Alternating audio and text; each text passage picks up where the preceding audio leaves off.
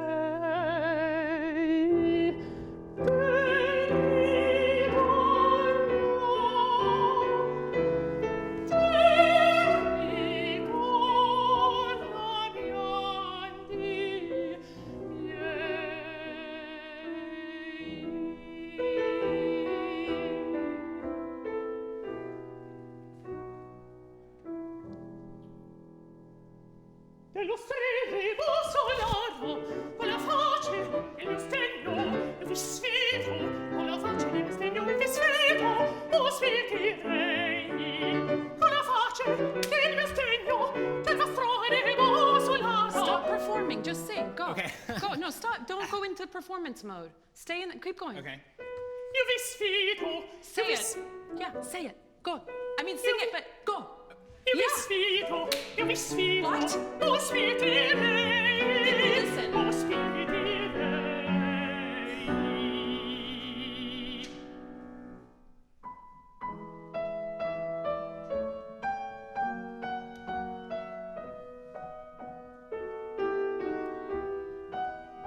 What do you want right now? What do you want? What do you want? What do you want? Cara sposa, What? amante caro, Why are you singing this? Why? dove sei? Why are you singing it? Dove sei? Te ritorna pianti miei.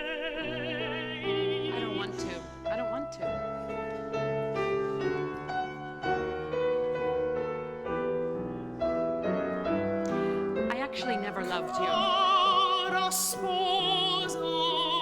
You thought I loved you, but I never did. I never did. Oh, would you stop already?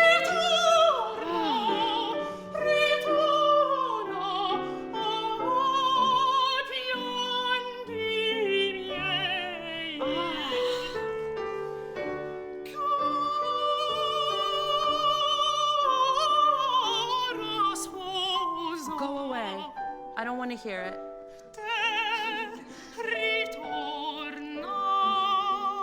Make me listen. I don't want to.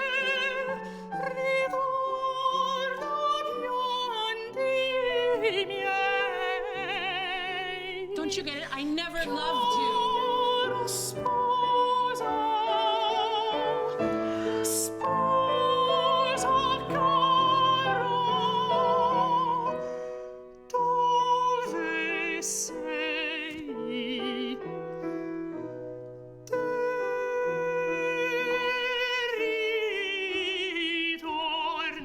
I can't.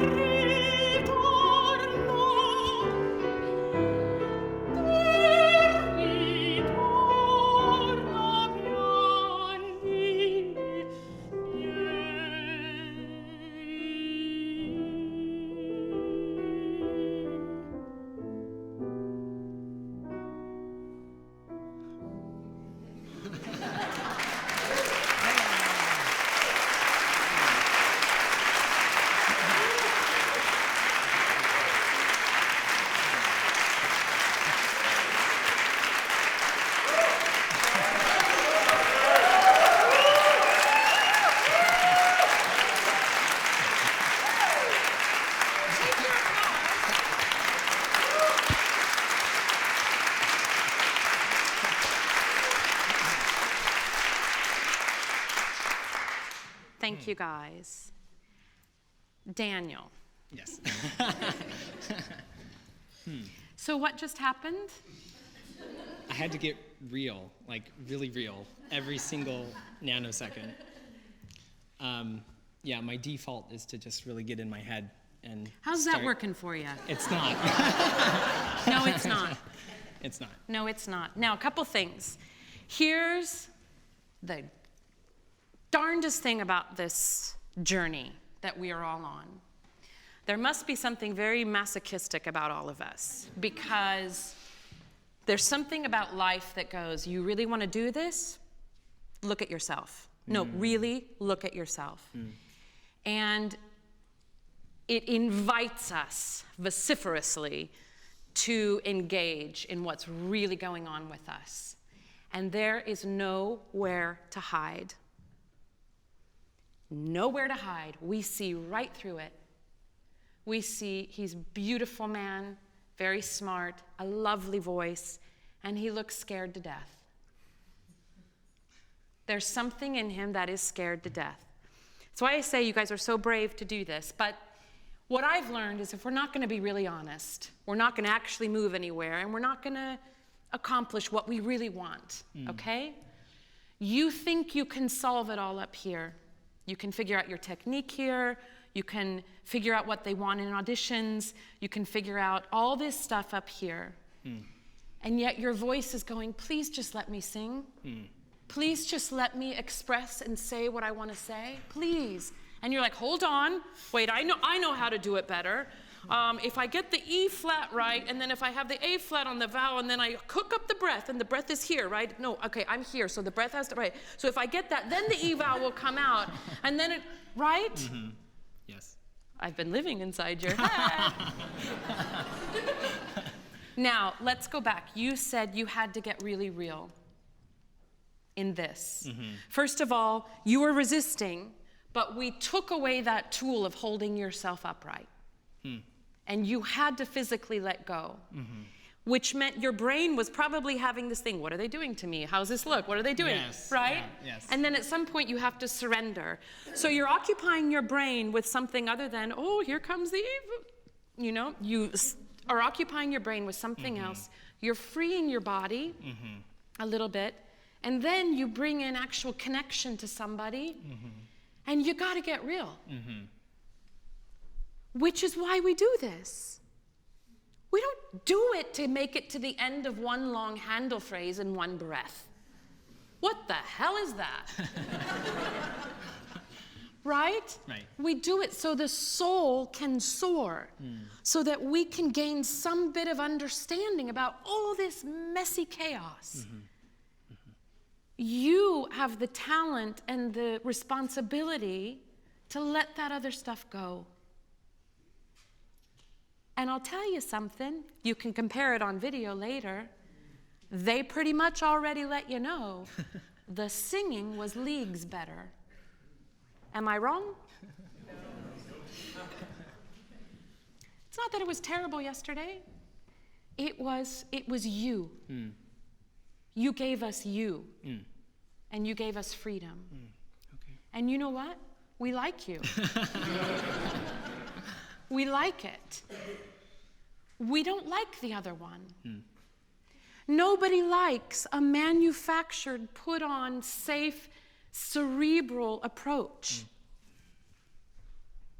That's not why we come to the opera. That's not why we come to a concert. We go to other things for that experience, not here.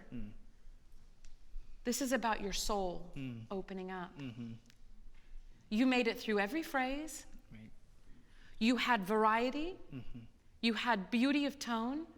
I never once was worried about the high note. They happened. Yeah, I wasn't either, so. I don't want you to sing anymore. I want you to let that experience osmose. Okay. Is that a word? Thank you, okay. And I want you to sit with that. The work, you have technical work to do. We all do. I have a voice lesson on Monday.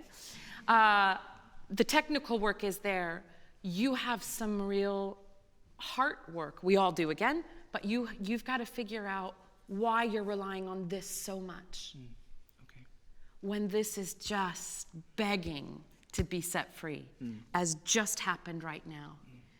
That response they had was organic, and it happened because you opened up. Right? Yeah. It didn't happen because you got the E at the high phrase. You need to get the E. Yeah, of course. That's a given. That's not why they responded like that. Did you feel it? Yes. Yeah, I know you did. Yeah, that's very brave, beautiful, fantastic work. Thank you. Yeah. But this is your ground zero now. Don't you dare go back and do the other thing. I will haunt you. Good thing.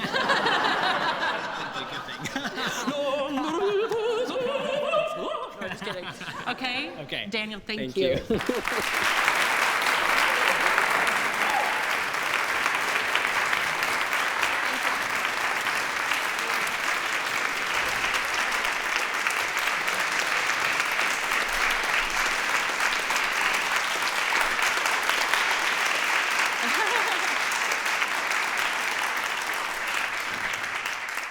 What I love about this is that you all get the real backstage picture, not just sets changing and things like that, but you get the real back picture of the depth of work that it takes to open your heart. I mean, there's a depth of work that happens vocally alone, linguistically, physically, breath, letting go. I mean, I know we all address that in all of our various aspects of life. How do we actually learn to let go? And the singers out there, I know it's the scariest thing in the world, but that's where the nectar is, if you can jump off the cliff. And risk cracking, and risk sounding bad, and risk sounding like yourself. I don't know who I am. You'll find it. I don't know if they'll like me. If it's you, we'll like you. You know? That's the real risk. And that's the exciting. Should we take a Twitter question at this moment in time, Claudia? I've got lots of Twitter Can I questions introduce for you. you? May I introduce you? Would you come up? You guys, this is Claudia Friedlander, an amazing voice teacher and fabulous all-around lady. She does all the screenings for the original of this. I want to tell you something about her. We had, I don't know, hundreds of applicants, both last year and this year, and she writes a personal evaluation note to every singer who applies and says, here's what I heard, here's what I liked, here's what I think you could work on, and does it in a very positive and amazing way. And the smart singers take that and learn from it. Mia got evaluation last year. She applied last year. And Claudia sent the video. She's like, she took a big leap up this year. It takes so much time and effort and work and heart to actually really want to help these singers that don't make it to this point. So thank you, Claudia. It's awesome.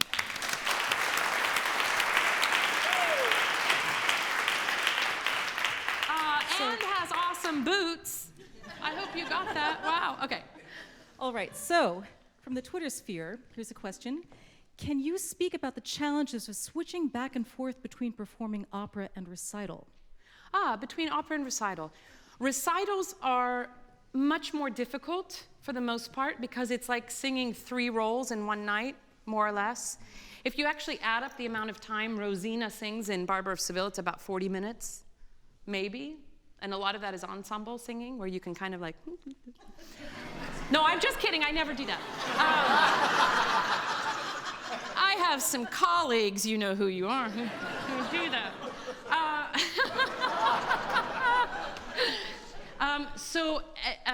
To do a full solo recital, you're singing for at least 90 minutes, and there's nothing else to give you energy.